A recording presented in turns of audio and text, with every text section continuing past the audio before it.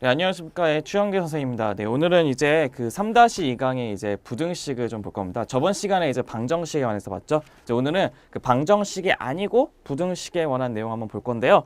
조금 내용이 어려운 것도 있을 수도 있으니까요. 같이 한번 천천히 한번 같이 보도록 하죠. 그럼 맨 처음에 이제 뭐부터 볼 거냐면 이제 부등식이 뭔지 먼저 한번 봐볼게요. 봤더니 부등식은 우리가 예를 들어서 2의 x의 제곱에 플러스 x 플러스 1의 값이 는 0이라고 쓰면 등식으로 되어 있는 식을 방정식이라고 얘기하죠.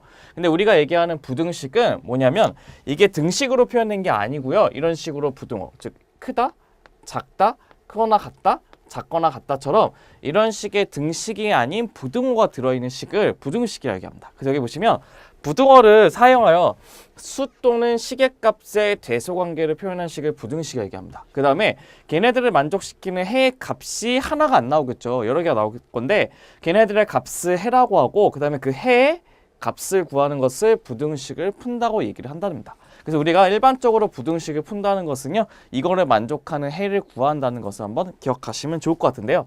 그럼 부등식을 풀기 위해서 먼저 알아야 될 부등식의 기본 성질부터 한번 확인 한번 해볼게요. 그럼 부등식의 기본 성질은 무엇이냐면 이런 거예요. 봐봐요. 어떤 거냐면 임의의 실수 A, B, C에 대해서 다 성립이 되는 건데요. 첫 번째 보시면 A가 B보다 크고요. B가 C보다 크면 A는 C보다 크다는 걸 알 수가 있다는 건데요. 이렇게 한번 보세요. 얘가 2고 얘가 1입니다. 그럼 얘는 1이고 얘는 마이너스 3이래요. 그럼 당연히 2의 값이 마이너스 3보다 크다는 건 당연하다는 소리잖아요. 맞죠? 그렇기 때문에 얘네들이 성립한다는 것도 알고 계시면 좋을 것 같고요. 그다음 두 번째는 이런 겁니다. 어떤 거냐면 A가 B보다 크다고 했을 때 양쪽에 있는 곳에다가 똑같은 수를 더하거나